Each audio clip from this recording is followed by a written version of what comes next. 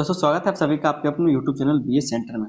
Political science का एक important question कि शोध प्रबंध या फिर डिसर्टेशन क्या है। डिसर्टेशन या फिर शोध प्रबंध, ठीक है, ये क्या है, इसकी संरचना क्या होती है और इसका महत्व क्या होता है, इसके बारे में बताना। क्वेश्चन आपको शोध प्रबंध भी पूछ सकता है या फिर डिसर्टेशन भी पूछ सकता है। हिंदी में डिसर्टेशन लिखा रहेगा या फिर अंग्रेजी में भी वही बात लिखा रहेगा, लेकिन अगर हिंदी में क्वेश्चन पूछा जाता है तो आपको वहां पर शोध प्रबंध देखने को मिलेगा। तो ये क्या होता है, इसकी संरचना कैसी होती है, इसका महत्व क्या होता है, तीनों चीजों को यहाँ पर हम लोग समझते हैं। एक छोटा सा भूमिका को देखते हैं। कहा जा रहा है कि डिसर्टेशन, जिसे हिंदी में शोध प्रबंध कहा जाता है, एक विस्तृत और औपचारिक दस्तावेज है जो किसी विशिष्ट विषय पर गहन शोध के बाद तैयार किया जाता है। जो किसी विशिष्ट विषय पर गहन शोध के बाद तैयार किया जाता है, मतलब उसको रिसर्च करके तैयार किया जाता है। आमतौर पर यह स्नातक, स्नातकोत्तर या पीएचडी की डिग्री प्राप्त करने के लिए अंतिम शैक्षणिक आवश्यकता के रूप में प्रस्तुत किया जाता है। कि आप जब आप पोस्ट ग्रेजुएट करते हैं, ठीक है, अंडर ग्रेजुएट रहते हैं, या फिर कह सकते हैं आप जो अभी ग्रेजुएशन कर रहे हैं उसके लिए, जब आप पीजी करेंगे उसके लिए, या फिर आप जब पीएचडी करेंगे उसके लिए, तो डिग्री प्राप्त करने के लिए अंतिम शैक्षणिक आवश्यकता के रूप में प्रस्तुत किया जाता है। आपको वहां पर साहित्य लिखने के लिए दिया जाता है या फिर असाइनमेंट कोई लिखने के लिए दिया जाता है। तो उन चीजों को जब आप शोध करके, रिसर्च करके खुद से तैयार करते हैं तो उसी को कहा जाता है शोध प्रबंध। आगे इसमें कहा जा रहा है कि डिसर्टेशन के माध्यम से विद्यार्थी किसी विषय के विभिन्न पहलुओं का अध्ययन करते हैं, जानकारी एकत्र करते हैं, उसका विश्लेषण करते हैं और अंत में अपने निष्कर्ष प्रस्तुत करते हैं। इस प्रकार यह शैक्षणिक लेखन का एक महत्वपूर्ण और व्यवस्थित रूप है। तो जब आप पीजी करते हैं या फिर अभी आप ग्रेजुएशन कर रहे हैं तो आप यहाँ पर देखेंगे, जब आप सेमेस्टर 8 में जाएंगे या फिर सेमेस्टर 7 में आपको लिखने के लिए देता होगा, तो आप वहां पर लिखते होंगे किसी भी बारे में, जैसे कि आप प्रैक्टिकल देते होंगे तो वहां पर लिखने के लिए ले जाने के लिए कहा जाता होगा आपको। तो उस तरह से जब आप लिखते हैं तो उसी को कहा जाता है डिसर्टेशन या फिर शोध प्रबंध। यहाँ पर आप चीजों को खोज के खुद से लिखते हैं। जैसे आपके गांव के बारे में लिखने को दे दिया जाए, आपके पंचायत के बारे में लिखने के लिए दे दिया जाए, तो किसी भी चीज के बारे में और भी लिखने को दे दिया जा सकता है। लेकिन अगर हम आपको बोले कि आपके गांव के बारे में लिखिए, तो आप शोध करके लिखेंगे, तो उसी चीज को कहा जाता है डिसर्टेशन या फिर शोध प्रबंध। इसका अर्थ क्या होता है, इसको समझते हैं। डिसर्टेशन का अर्थ क्या होता है या फिर शोध प्रबंध का अर्थ क्या होता है। डिसर्टेशन एक विस्तृत शोध आधारित शैक्षणिक लेख या परियोजना होती है जिसे विद्यार्थी किसी डिग्री या पाठ्यक्रम को पूरा करने के लिए तैयार करते हैं। आप ग्रेजुएशन में हैं तो ग्रेजुएशन का जब आप एग्जाम लिखेंगे तो वहां पर भी आपको साहित्य लिखने के लिए दिया जा सकता है, रिपोर्ट लिखने के लिए दे दिया जाएगा, ठीक है। तो उस तरह से कुछ रिसर्च करने के लिए दे दिया जाएगा। और क्योंकि यहाँ पर आपका जो मेजर 8 का पेपर होने वाला है उसमें आप सिर्फ रिसर्च को पढ़ेंगे, तो रिसर्च वहां पर ये सब चीज जो आप यहाँ पर अभी पढ़ रहे हैं वहां पर बहुत ज्यादा काम आने वाला है। तो इसी को कहा जाता है डिसर्टेशन, जब आप किसी चीज के ऊपर शोध करते हैं, ठीक है। रिसर्च और शोध, इसमें कहा जा रहा है कि इसमें किसी विशेष विषय पर गहन अध्ययन, तथ्यों का विश्लेषण और निष्कर्ष प्रस्तुत किया जाता है। किसी भी विषय पर आपको लिखने के लिए दे दिया जाता है और वहां पर आप किसी भी विषय के ऊपर गहन अध्ययन करेंगे, तथ्यों को जोड़ेंगे, उसका विश्लेषण करेंगे और निष्कर्ष प्रस्तुत करेंगे, ठीक है। तो इस तरह से डिसर्टेशन होता है। सरल शब्दों में कहा जाए तो डिसर्टेशन किसी विषय पर किया गया विस्तृत और वैश्विक शोध कार्य होता है जिसमें विद्यार्थी विभिन्न पुस्तकों, लेखों, रिपोर्टों और अन्य स्रोतों से जानकारी एकत्र करके अपने अध्ययन के आधार पर निष्कर्ष प्रस्तुत करता है। जो भी आपका विषय है, जिस भी चीज पर आप शोध करना चाहते हैं, तो आप अलग अलग स्रोतों से क्या सकते हैं, जानकारी ले सकते हैं। उसके आधार पर जब आप अपना निष्कर्ष देते हैं कि मेरा जो सब्जेक्ट था या फिर जो भी आपने लिखना चाहा है, जो आप लिख रहे हैं, उसके बारे में जब आप अपना निष्कर्ष देते हैं उसी को डिसर्टेशन या फिर शोध प्रबंध कहा जाता है। और ये सारी चीज आप देखेंगे जब आपका एग्जाम हो जाएगा या फिर जब सेमेस्टर 8 में चले जाएंगे तो वहां पर आपको देखने को मिल जाएगा कि आप रिसर्च कैसे करते हैं। यह कार्य सामान्य लेखन से अलग होता है, जो सामान्य लेखन है उससे ये अलग होता है क्योंकि इसमें तथ्यों, प्रमाणों और शोध पद्धति का विशेष महत्व होता है। तो ये स्टूडेंट को लिखने के लिए दिया जाता है। जो शोध प्रबंध है स्टूडेंट को पीएचडी के लिए, पोस्ट ग्रेजुएट के लिए या फिर जो ग्रेजुएशन के स्टूडेंट उनके लिए ये सब चीजें होती है। डिसर्टेशन की संरचना क्या है, किस तरह से इसका बनावट है, ठीक है। एक अच्छी और व्यवस्थित डिसर्टेशन में सामान्यतः निम्नलिखित भाग शामिल होते हैं। तो क्या क्या संरचना है इसका, कैसे इसको लिखा जाता है। सबसे पहले शीर्षक पृष्ठ, ठीक है, टाइटल पेज। सबसे पहले टाइटल लिखना पड़ता है। यह डिसर्टेशन का पहला पृष्ठ होता है। इसमें शोध का शीर्षक, विद्यार्थी का नाम, विषय या पाठ्यक्रम का नाम, विश्वविद्यालय या संस्थान का नाम तथा वर्ष आदि की जानकारी दी जाती है। शीर्षक पृष्ठ से ही पाठक को यह पता चल जाता है कि शोध कार्य किस विषय से संबंधित है। जब आप कह सकते हैं अगर आप लोग ज्योग्राफी के स्टूडेंट होते तो ज्योग्राफी का जो स्टूडेंट उनको अलग अलग चीजें लिखने के लिए दे दिया जाता है, प्रैक्टिकल में उनको अलग अलग चीजें लिखने के लिए दिया जाता है। पॉलिटिकल साइंस का आप स्टूडेंट है तब भी आपको ये सब चीजें लिखने के लिए दिया गया होगा जब आप कॉलेज में एग्जाम लिखने के लिए गए होंगे, ठीक है। तो किस तरह से आप चीजों को शोध करके लिखते हैं। हालांकि आप लोग शोध करके नहीं लिखते हैं, आपको क्या है तो पेज दे दिया जाता है या फिर कॉलेज में आपको भेज दिया जाता है कि इसी चीज को लिख करके ले आना, तो आप लोग लिख करके चले जाते हैं। लेकिन जब आप इसी चीज को शोध करके लिखेंगे, अपने भाषा में लिखेंगे, तो उसी को शोध प्रबंध या फिर डिसर्टेशन कहा जाएगा। आगे देखते हैं प्रमाण पत्र। ठीक है, प्रमाण पत्र। दूसरा जो इसका संरचना है वो है प्रमाण पत्र। ठीक है, प्रमाण पत्र सर्टिफिकेट।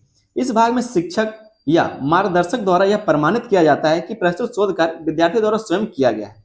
यह भी बताया जाता है कि यह कार्य पहले किसी अन्य डिग्री के लिए प्रस्तुत नहीं किया गया। समझ में आया? तो इस तरह से जो आपके क्लास टीचर होते हैं या फिर जो आपके मार्गदर्शक होते हैं, कोई भी आपके क्लास टीचर हो सकते हैं या फिर जो बताने वाले शिक्षक हैं कि किसके मार्गदर्शक के अनुसार आपने इस काम को किया है, किसके अंडर रह करके आपने इस शोध को पूरा किया है, तो वहां पर आपके मेंटर को या फिर गाइड का नाम भी लिखा हुआ रहता है और वो सर्टिफाइड करते हैं, प्रमाण देते हैं आपको कि आपने इसके अंदर रह करके ये काम को किया है और आपने खुद किया है। ठीक है, तो प्रमाण पत्र भी मिलता है। ये इसका क्या है, तो संरचना है। आभार, एक होता है आभार, जब आप लिख लेते हो तो आभार भी देते हैं। इस भाग में विद्यार्थी उन सभी व्यक्तियों, शिक्षकों या संस्थानों के प्रति धन्यवाद व्यक्त करता है जिन्होंने इस शोध कार्य को पूरा करने में किसी न किसी रूप से सहायता की होती है। उदाहरण के लिए जैसे कोई शिक्षक है, मार्गदर्शक है, परिवार या फिर मित्र। तो आभार का भी एक पेज अलग से रहता है। अगर आपने असाइनमेंट कभी लिख करके दिया है तो आपको इस चीज के बारे में पता होगा कि आभार भी लिखना पड़ता है। फिर विशेष सूची। विशेष सूची किसके बारे में आप लोग लिखने वाले हैं? इस भाग में डिसर्टेशन के सभी अध्यायों और उप अध्यायों की सूची दी जाती है कि आपने क्या क्या पढ़ा और किस पेज में क्या क्या लिखा हुआ है। साथ ही यह भी बताया जाता है कि कौन सा अध्याय किस पृष्ठ पर है। इससे पाठक को विषय को ढूंढने और समझने में सुविधा होती है। हालांकि आप लोग ऐसा काम कुछ करते नहीं होंगे क्योंकि आपके पास सीधा सीधा कॉलेज से लिखा हुआ आ जाता है असाइनमेंट, और उसी को देख करके सभी स्टूडेंट, जितना भी आपके कॉलेज का स्टूडेंट, सभी लोग एक ही चीज को देख देख करके लिख लेते हैं। और जो आपका टीचर होता है, जो आपका गाइड होता है, वो भी सही कर देता है कि हाँ ठीक है ठीक है, और सबको 50 नंबर 60 नंबर करके मिल जाता है। तो अभी तक आपने शोध किया ही नहीं। जब आप शोध करेंगे तो आपको पता चलेगा किस तरह से इसका प्रक्रिया होता है, किस तरह से इसका संरचना होता है। आगे भूमिका या फिर परिवार। भूमिका या फिर परिवार। इस अध्याय में शोध के विषय पर परिचय दिया जाता है। इसमें यह बताया जाता है कि विषय क्या है, इसका अध्ययन क्यों किया जा रहा है और इसका उद्देश्य क्या है। यह भाग पाठक को पूरे शोध कार्य की पृष्ठभूमि समझने में मदद करता है। जो पाठक है, शोध कार्य की जो पृष्ठभूमि उसको समझने में मदद करता है, तो भूमिका और परिचय लिखा जाता है। अगला जिसका संरचना है वो है साहित्यिक समीक्षा। साहित्यिक समीक्षा। इस भाग में उस विषय से संबंधित पहले किए गए शोध कार्यों, पुस्तकों और लेखों का अध्ययन प्रस्तुत किया जाता है कि किस तरह से उस विषय के ऊपर आपने कई सारे लोगों ने शोध किया है, पुस्तकों और लेखों का अध्ययन प्रस्तुत किया जाता है। इससे यह पता चलता है कि उस विषय पर पहले क्या क्या शोध हो चुके हैं और वर्तमान शोध उनसे किस प्रकार अलग या फिर नया है। जो उस विषय पर आपने शोध, कई सारे लोगों ने शोध कर लिया है, तो उसी विषय पर आपने क्या नया चीज को खोजा है उसके बारे में पता चलता है। तो साहित्यिक समीक्षा भी एक इसका संरचना है। अगला इसका संरचना है, बनावट है, वो शोध पद्धति। इस अध्याय में यह बताया जाता है कि शोध कार्य किस प्रकार किया गया, जो शोध कार्य आपने किया वो किस प्रकार से किया गया है। उदाहरण के लिए सर्वेक्षण, साक्षात्कार, अवलोकन या फिर अन्य शोध विधियां। आपने किस चीज का उपयोग करके इसका सर्वेक्षण कह सकते हैं कि पूरा किया है शोध कार्य को। इससे पाठक को समझ में आता है कि शोध के लिए जानकारी किस प्रकार एकत्र की गई है। अगर आप असाइनमेंट कभी लिखें तो आपको इस चीज के बारे में पता होगा, अगर आपको कॉलेज में लिखने के लिए देता होगा तो ठीक है। तो शोध पद्धति में आपको लिखना पड़ता है कि आपने कहाँ कहाँ से लिया है। जैसे लोगों से पूछा, अपने बुजुर्गों से पूछा, किसी टीचर का मदद लिया, या फिर घर में जाकर किसी किसी के घर घर जाकर के आपने पूछा है, तो सर्वेक्षण किया। इन सब चीजों को बताना पड़ता है। शोध की पद्धति क्या है उसको बताना पड़ता है। अगला इसका विधि या फिर संरचना है वो है विश्लेषण और चर्चा। विश्लेषण और चर्चा। इस भाग में एकत्र किए गए आंकड़ों, तथ्यों या फिर जानकारी का विश्लेषण किया जाता है। और इस भाग में, इस पेज में क्या किया जाता है, तो एकत्र जो भी अपने आंकड़े किए, जो भी तथ्य किए, उस जानकारी का विश्लेषण किया जाता है कितना सही है। इसके बाद उन परिणामों पर विस्तार से चर्चा की जाती है ताकि विषय के विभिन्न पहलुओं को स्पष्ट किया जा सके। उसके ऊपर क्या है, तो आप लोग पढ़ते हैं, उसको परिणामों को समझते हैं, और अंत में एक छोटा सा निष्कर्ष लिखना पड़ता है। निष्कर्ष लिखते हैं कि आपने क्या खोजा। ठीक है, क्या खोजा। इस अध्याय में पूरे शोध कार्य के मुख्य परिणामों और निष्कर्षों का संक्षेप में प्रस्तुत किया जाता है कि आपने क्या खोजा है, परिणाम क्या मिले आपके शोध के। यह भाग बताता है कि शोध के माध्यम से क्या निष्कर्ष प्राप्त हुए और उनका क्या महत्व है। ठीक है, तो निष्कर्ष लिखना पड़ता है। ये क्या है, तो इसका एक संरचना है। जिस तरह से हम आपको बताए उसी तरह से इसको लिखना पड़ता है। अगर आपको ये लिखने के लिए दे दिया जाए, अगर आपको किसी शोध प्रबंध के बारे में लिखने दे दिया जाए किसी विषय पर, तो आप इसी तरह से लिखेंगे। पहले आप शीर्षक लिखेंगे, ठीक है, शीर्षक पृष्ठ होता है, फिर प्रमाण पत्र होता है कि किसके मार्गदर्शक में आप ये काम कर रहे हैं, फिर आभार देना रहता है कि जो भी आपका मदद किया उन लोगों का आप आभार करेंगे, फिर विषय सोचिए कि किसके ऊपर आप लोग रिसर्च कर रहे हैं या फिर शोध कर रहे हैं उसके बारे में, और जिस विषय के बारे में आप लोग लिख रहे हैं उसके बारे में परिचय देना, भूमिका लिखना। ठीक है, साहित्यिक समीक्षा करना कि आपने क्या क्या पढ़ा या फिर क्या क्या देखा या फिर कहाँ से क्या क्या पता चला।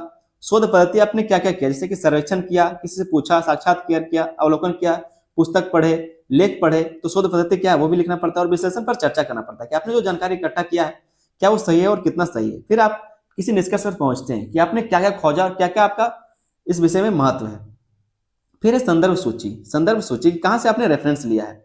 इस भाग में उन सभी पुस्तकों, लेखों या फिर शोध पत्रों और अन्य स्रोतों की सूची दी जाती है जिनका उपयोग शोध कार्य को तैयार करने में किया गया है। इससे पाठक को यह पता चलता है कि जानकारी किन स्रोतों से ली गई है। ठीक है, तो ये सब क्या इसका एक संरचना है जो आप संदर्भ लेखन या फिर कैसे जो शोध प्रबंध है उसका कुछ संरचना है। आगे हम लोग देखते हैं डिसर्टेशन का महत्व। शोध प्रबंध का क्या महत्व है, तो पहले उसका महत्व है वो है गहन अध्ययन का अवसर प्रदान करना। गहन अध्ययन का अवसर प्रदान करना, जब आप किसी विषय पर शोध करते हैं तो आप उस चीज के बारे में गहन अध्ययन करते हैं, गहराई से सोचते हैं। डिसर्टेशन के माध्यम से विद्यार्थी किसी विषय पर विस्तृत और गहराई से अध्ययन करते हैं। इससे उनका ज्ञान बढ़ता है और वे विषय को अधिक स्पष्ट रूप से समझ पाते हैं। तो ये क्या है, गहन अध्ययन का अवसर प्रदान करता है। दूसरा जिसका महत्व शोध प्रबंध का वो है शोध कौशल का विकास। शोध कौशल का विकास, रिसर्च करने की क्षमता भी बढ़ती है। डिसर्टेशन तैयार करने की प्रक्रिया में विद्यार्थी जानकारी एकत्र करना, उसका विश्लेषण करना और निष्कर्ष निकालना सीखते हैं। इससे उनके शोध कौशल का विकास होता है। तो ये भी इसका एक क्या महत्व है। तीसरा जो इसका महत्व है लेखन क्षमता में सुधार। लेखन क्षमता में सुधार होता है। डिसर्टेशन लिखने से विद्यार्थियों की शैक्षणिक लेखन शैली और विचारों को व्यवस्थित रूप से प्रस्तुत करने की क्षमता विकसित होती है। तो लेखन क्षमता में सुधार होता है, ये भी इसका एक महत्व है। अगला इसका महत्व है स्वतंत्र सोच को बढ़ावा। स्वतंत्र सोच को बढ़ावा, डिसर्टेशन विद्यार्थियों को स्वतंत्र रूप से सोचने और अपने विचार प्रस्तुत करने का अवसर देता है। इससे उनकी विश्लेषणात्मक सोच विकसित होती है। जो विश्लेषणात्मक सोच है वो भी विकसित होता है क्योंकि वो खुद से इन चीजों को सोचता है, लिखता है। अगर इसका महत्व हो सकता है वो है उच्च शिक्षा और करियर में उपयोगी। जब आप उच्च शिक्षा प्राप्त करते हैं फिर किसी करियर में आप जाते हैं तो उसमें भी ये उपयोगी होता है। डिसर्टेशन का अनुभव आगे चलकर शोध कार्य, उच्च शिक्षा और पेशेवर जीवन में बहुत उपयोगी होता है। यह विद्यार्थियों को भविष्य में शोधकर्ता या विशेषज्ञ बनने की तैयार करता है। भविष्य में विद्यार्थियों क्या है तो शोधकर्ता बनने के लिए, विशेषज्ञ बनने के लिए तैयार करता है। तो ये सब क्या है, इसके कुछ महत्व है शोध प्रबंध। आगे छोटा सा निष्कर्ष को हम लोग लिखेंगे। निष्कर्ष को आप लोग खुद से अपनी भाषा में लिख सकते हैं कि डिसर्टेशन शैक्षणिक शोध का एक महत्वपूर्ण और विकसित रूप है। इसके माध्यम से विद्यार्थी किसी विषय से अध्ययन करते हैं, नए विचार प्रस्तुत करते हैं और अपने शोध तथा लेखन कौशल का विकास करते हैं। इसलिए उच्च शिक्षा में डिसर्टेशन का विशेष महत्व है और यह विद्यार्थियों के बौद्धिक तथा शैक्षणिक विकास में महत्वपूर्ण भूमिका निभाता है। तो इस तरह से आप लोग एक छोटा सा निष्कर्ष जरूर लिख देंगे। उम्मीद करते हैं कि आपको क्वेश्चन आंसर समझ में आ गया होगा। चैनल पर दोस्तों नए तो लोग चैनल को सब्सक्राइब जरूर कर लीजिएगा। वीडियो पसंद है तो वीडियो पर लाइक करें, अपने दोस्तों में इसको शेयर भी कर दीजिएगा। मिलते हैं किसी अगले वीडियो में, तब तक के लिए धन्यवाद। जय हिंद।